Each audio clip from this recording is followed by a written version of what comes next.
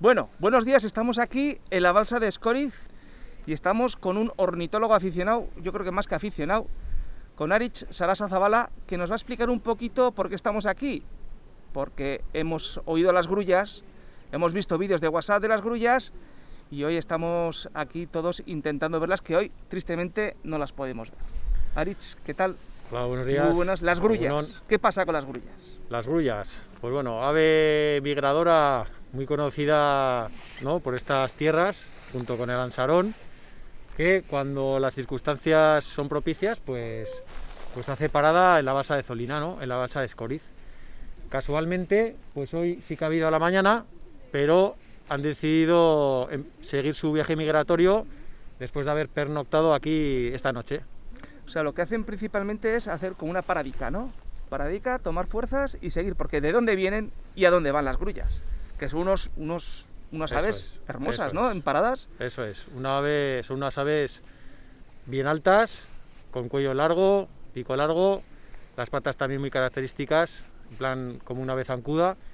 Y entonces las grullas pues siempre vienen del norte de Europa, que es donde crían, sobre todo en los países escandinavos, en Rusia, van por Europa continental y cuando se dirigen hacia la península ibérica, pues como el resto de aves migratorias, escogen el Pirineo navarro, que es el más bajo, y a veces van por la costa. Entonces, una vez que han cruzado el Pirineo, se suelen encontrar, y les gusta mucho, la cuenca de Pamplona. Y en la cuenca de Pamplona, pues el lugar más propicio para poder descansar es la balsa de Zolina, por las circunstancias y por las características físicas que tiene.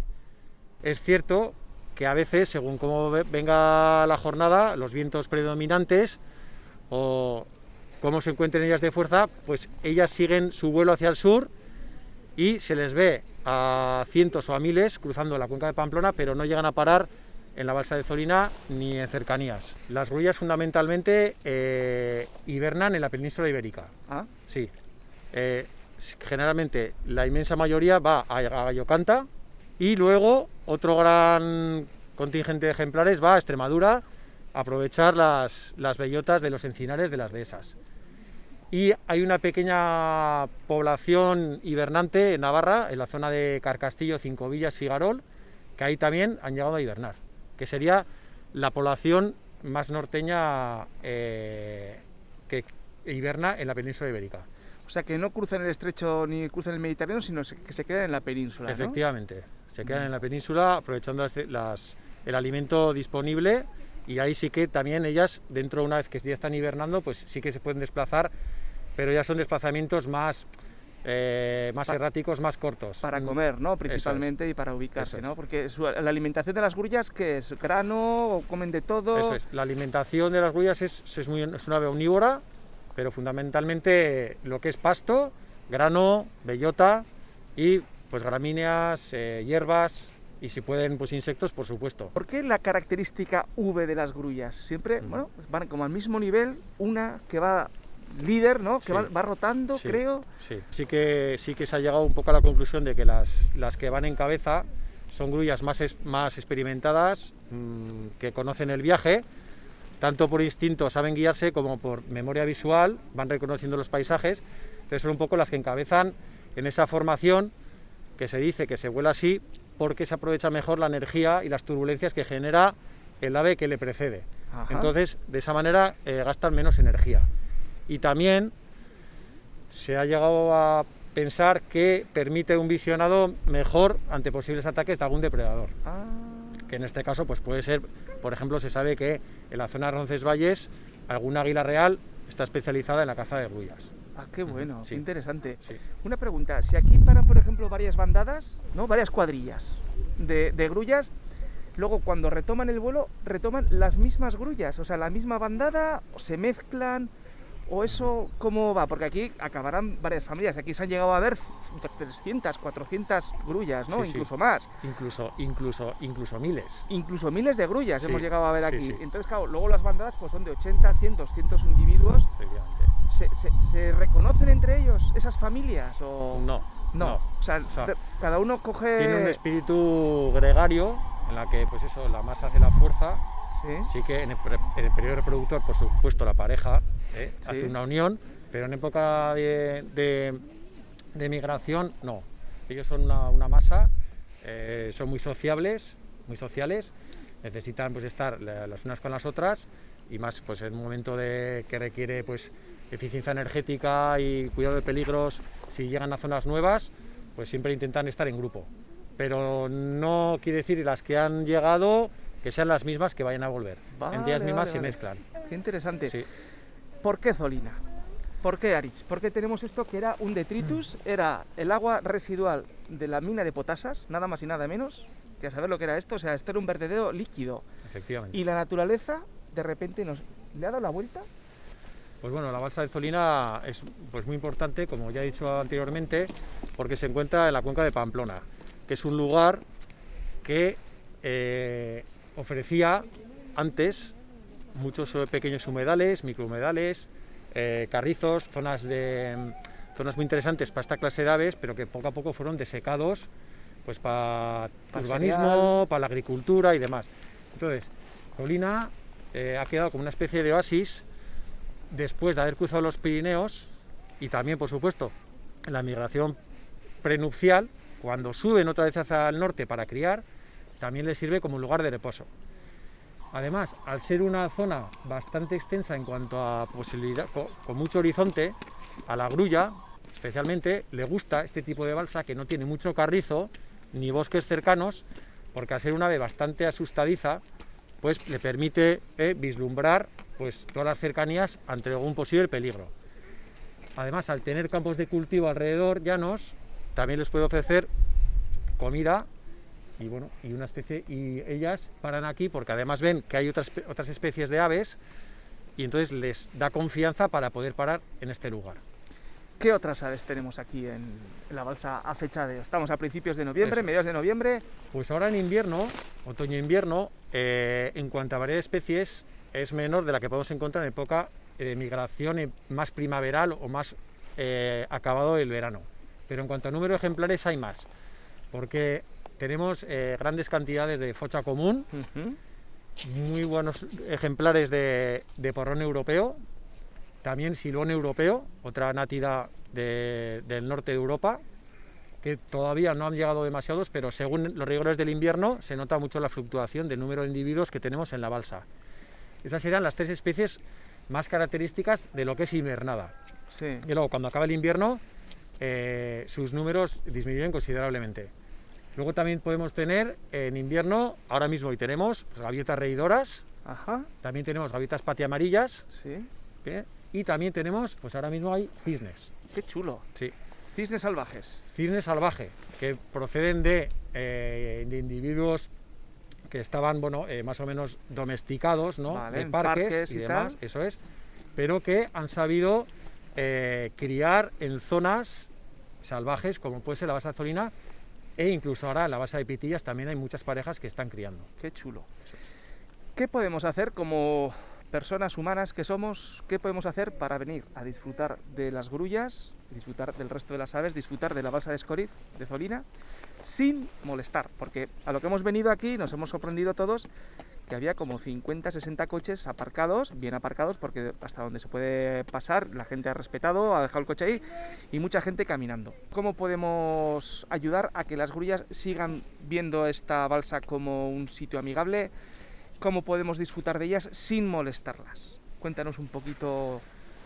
Muy bien, pues mira, a grandes rasgos, el no molestar a las aves se utilizarían o se pondría en práctica pues, los mismos comportamientos que para ver otro tipo de aves. Sí. Sí es cierto que las grullas, al ser altas y al ser muy desconfiadas de estar en migración, ante cualquier molestia emprenden el vuelo.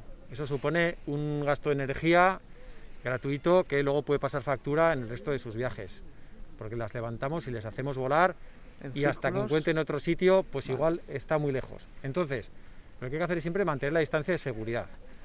¿Cuál es esa distancia de seguridad? Pues con las grullas diríamos que mucha. Claro, eso es relativo. Entonces aquí en Zolina, evidentemente, la zona que más les gusta es toda la zona, digamos, toda la orilla este, noreste, campos, ¿no? Un poco. Eso es noreste, sí. Y la zona más al este, hacia allí, donde de alguna manera está más alejada de los hombres.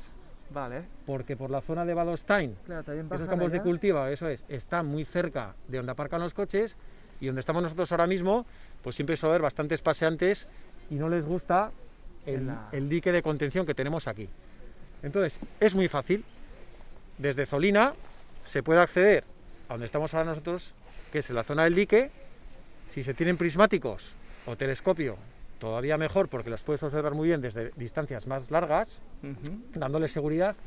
Y en ningún caso lo que habría que hacer es ir andando por la orilla perimetral o bien por las pistas que hay en la zona este, andando, porque enseguida levantaríamos el bando y molestaríamos a las grullas. Además, lo bonito de las grullas también es verlas cómo pasan encima nuestra en vuelo. Y en estas dos posiciones que he mencionado, bien sea en Badostein o bien sea en Zolina, las podemos ver perfectamente cómo nos pasan y cómo nos cantan, ¿no? Que son muy vocingleras, y cómo poco a poco darán vueltas, y cuando vean que todo está despejado de peligros, pues se asentarán en la zona que a ellas les gusta más, que es la planicie que antes he mencionado, que parte corresponde al Valle de Hues y parte corresponde al Valle de Aranguren. Es decir, que las dos administraciones tendrían que ponerse un poquito de acuerdo por unos cartelicos, ¿verdad?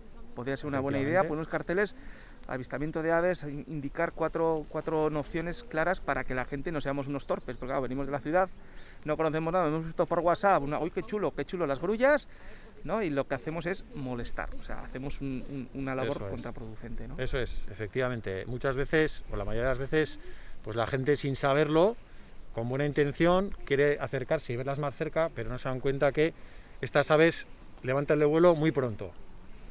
Entonces, lo que habría que hacer, sería muy interesante hacer una delimitación, bien a la izquierda, bien a la derecha, sobre todo en época de paso de grullas, por el cual la gente sepa que ya está entrando en una zona sensible que puede molestar a la fauna que está presente allí.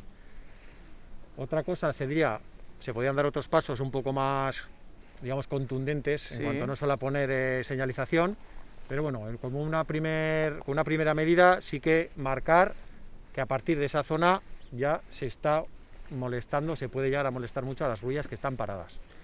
O que se quieren parar y no se han parado. Porque muchas veces ellas están vueltas, viendo un poco cómo está la zona, pues hay un perro por allí, un zorro, que también es un enemigo, claro, y si hay gente. Entonces, si hay gente, pues dan vueltas y entonces no paran y se van. Una pregunta ya para ir acabando, ¿qué harías tú con la balsa? Si te dieran la potestad, Aritz, toma, la balsa de Zolina para ti, ¿qué harías con esta balsa? ¿La dejarías tal cual está? Bueno. Es una pregunta porque ha habido mucha especulación, que si poner unas placas solares flotantes, que si llenarlo de escombro para que vuelva a ser lo de antes, no sé, hay como un run run ahí con el tema de la balsa de Zolina, y tú como amante de la naturaleza, amante de la balsa de Zolina, que sabemos que has hecho libros, que te han entrevistado, has hecho artículos, o sea que estás aquí a piñón, como quien dice, o sea que tú tienes una relación muy directa y muy empática con...